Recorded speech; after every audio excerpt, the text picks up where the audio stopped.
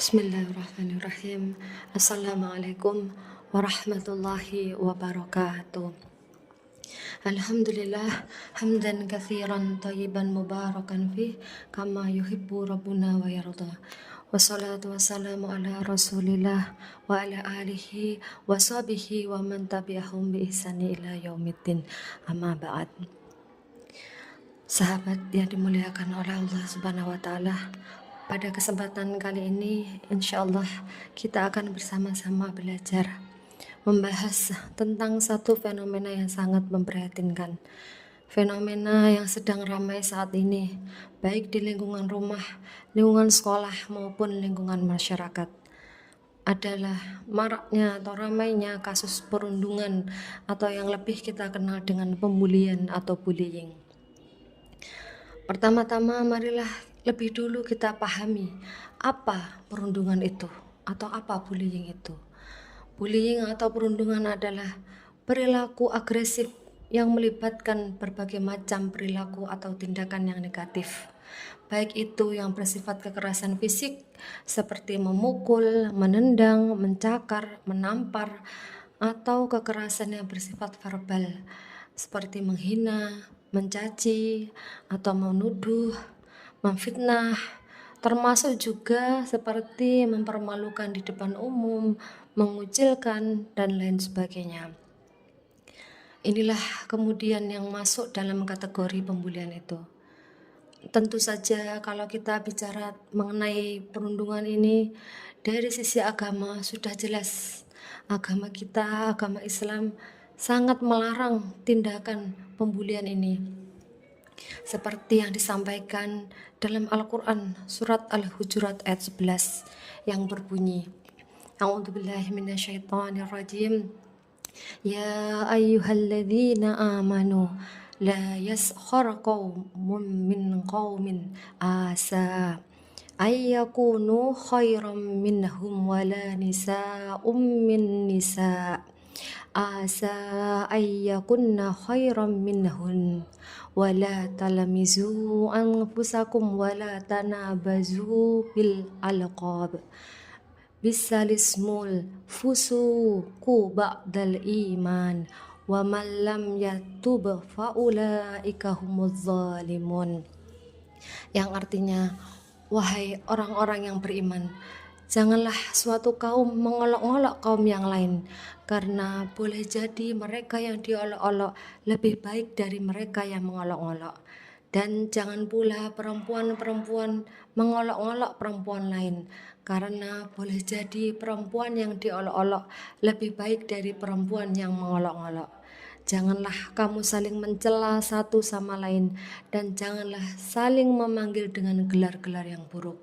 Seburuk-buruk panggilan adalah panggilan yang buruk atau fasik setelah beriman. Dan barang siapa yang tidak bertobat, maka mereka itulah orang-orang yang zalim. Sudah jelas bahwa agama Islam sangat melarang pembulian ini. Allah Subhanahu wa taala melarang kita sebagai umatnya untuk saling mengejek, merendahkan orang lain apapun alasannya.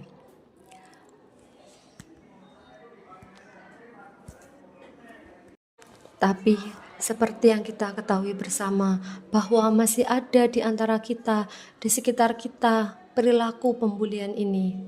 Sahabat yang dimuliakan Allah Subhanahu wa taala, bagaimana kemudian kita mengantisipasi agar supaya paling tidak anak-anak kita tidak terjebak dalam perilaku buruk semacam ini?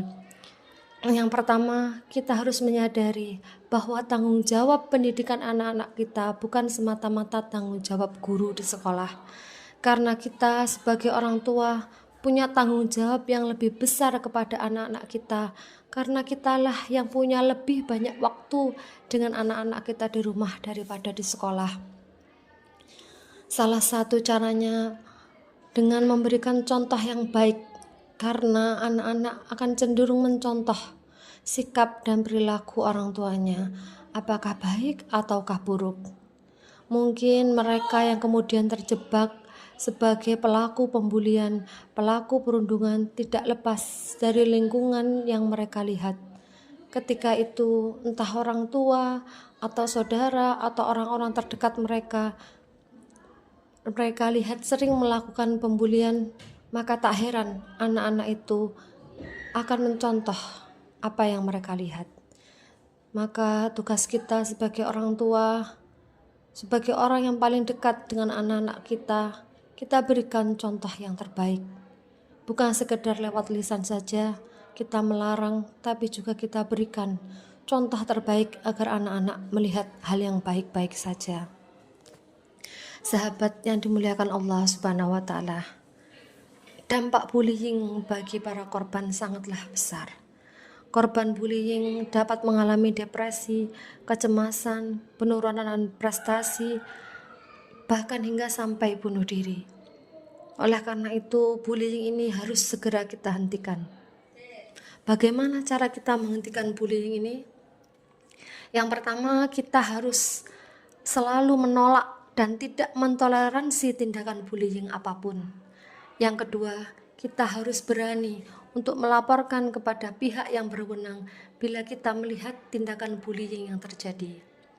Yang ketiga, kita harus memberikan dukungan kepada korban agar mereka tidak merasa sendirian. Marilah kita semua bersama-sama menciptakan lingkungan yang aman dan nyaman bagi semua orang. Mari bersama-sama kita berantas bullying ini. Demikianlah yang dapat saya sampaikan.